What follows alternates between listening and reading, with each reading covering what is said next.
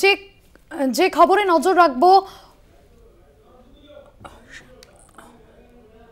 সরস্বতী পুজোয় ফলের বাজার চড়া এবং রোববারই সরস্বতী পুজো, তার আগে ফলের বাজার চড়া। 2রা ফেব্রুয়ারি সরস্বতী পুজো, তার আগে বিভিন্ন যে বাজারগুলিতে সেখানে ফলের দাম চড়া।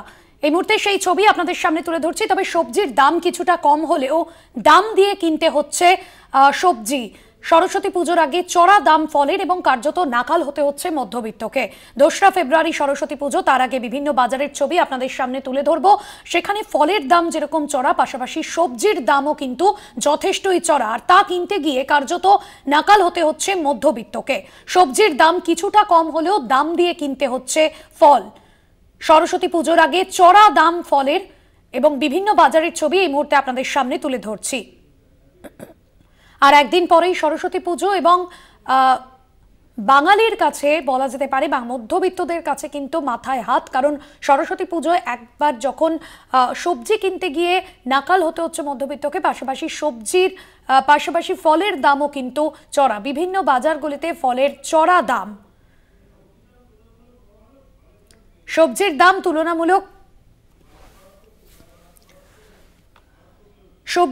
তুলনামূলক কম হলেও ফলের দাম কিন্তু যথেষ্টই চড়া রয়েছে এবং সে জায়গায় ফল কিনতে গিয়ে নাকাল হতে হচ্ছে সাধারণ মানুষজনকে।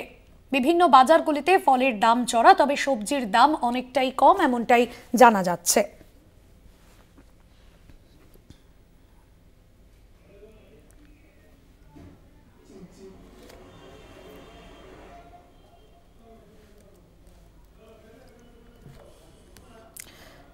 আপনাদের জানাবো, 2রা ফেব্রুয়ারি সরস্বতী পুজো, তার আগে থেকেই বাজারে দাম চড়া। সরস্বতী পুজোর আগে চড়া দাম ফলের।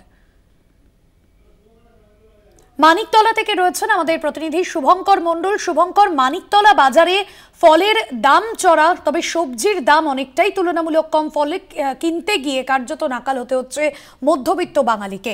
আজ ফলের দাম কি রয়েছে, কোন কোন ফলের দামই বা বেশি হচ্ছে, কি জানতে পারছো?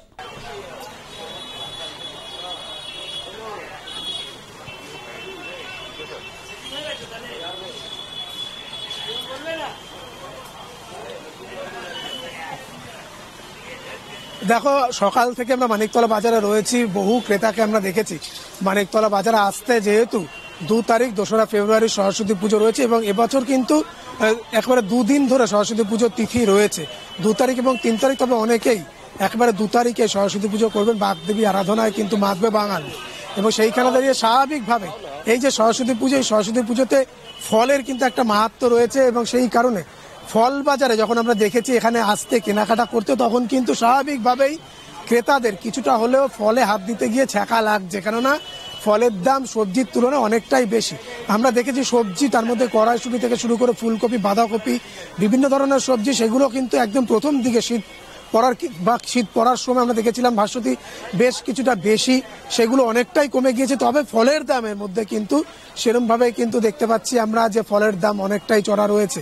যেমন আপেল 150 টাকা কিলো বিক্রি হচ্ছে, পেয়ারা 80 টাকা কিলো বিক্রি হচ্ছে, সেই সঙ্গে আঙুর 150 টাকা কিলো বিক্রি হচ্ছে, কমলা লেবু 10 টাকা পিস, মৌসুম্বিও 10 টাকা পিস, এরকম ভাবে কিন্তু ফল বিক্রি হচ্ছে। এবং তুমি যদি দেখো তাহলে আমরা দেখতে পাবো যে স্বাভাবিকভাবে কিন্তু সকাল থেকে পসরা সাজিয়ে বসলেও ক্রেতাদের আগমন সেইভাবে বাজারগুলোতে কিন্তু চোখে পড়ছে না। সরস্বতী পুজো যেহেতু এখনো একদিন বাকি রয়েছে, স্বাভাবিকভাবেই যারা বিক্রেতা রয়েছে তারাও কিন্তু মনে করছেন যে এই যে চড়া দাম, তাতে কিন্তু স্বাভাবিকভাবেই বাজারমুখী হতে ক্রেতারা ভয় পাচ্ছে। এক দাদা আমাদের সঙ্গে রয়েছে বাজারে ফলের পসরা সাজিয়ে।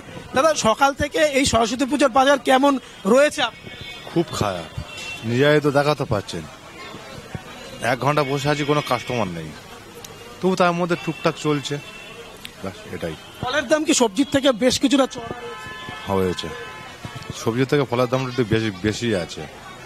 স্বাভাবিক, একটা পুজো সিজন চলছে, এইভাবেই। এই কারণে কি ক্রেতারা বাজারমুখী হতে একটু ভয় পাচ্ছে, বা যতটা কেনার দরকার তার থেকে কম কিনছে? যা 1 কিলো প্রয়োজন সে ½ কিলো কিনছে, কি করবে, কিছু করার নেই, ওইভাবেই চালাতে হবে। সকলে একই অবস্থা। আমার বেশি হাই দামে কিনছি, হাই দামে আমাদেরকে বেচতে হচ্ছে, কিছু করার নেই।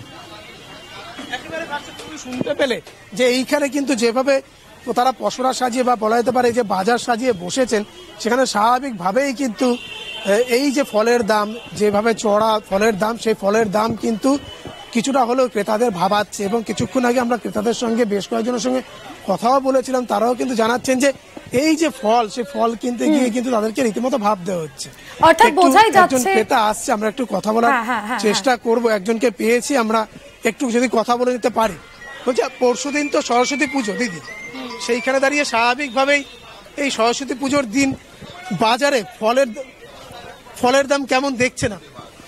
ফলের দাম তো প্রচুর, মানে আপনার তো শশা তো মানে 70 থেকে 80 টাকা কিলো ছাড়া তো নেই। এমনি কুল তো আপনার 100 টাকা কিলো এখনো হয়ে আছে। ফলের দাম প্রচুর। কমলা লেবু তো আপনার ধরুন না 10 টাকার নিচে নেই একটা পিস। সরস্বতী পুজোয় হয়তো ওইটা হয়তো 20 টাকা কি 15 টাকা হয়ে যাবে। মানে যতটা টাকা নিয়ে আসছিলেন তাতে যেটুকু হচ্ছে ভাবতে হচ্ছে, ভাবতেই তো হচ্ছে। সবেরই দাম বেশি। কোনটা কমেছে বলুন আপনি? কোনোটাই কমে না। মানে মোটামুটি যা টাকা নিয়ে আসছেন ব্যাগ তো ভরছেই না ফল কিনতে গিয়ে।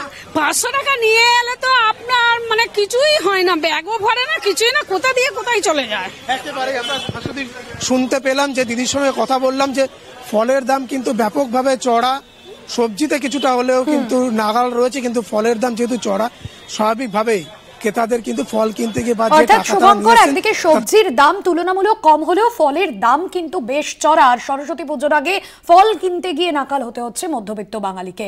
ধন্যবাদ জানাবো শুভঙ্কর। সরাসরি ছিলেন মানিকতলা বাজার থেকে প্রতিনিধি শুভঙ্কর মণ্ডল।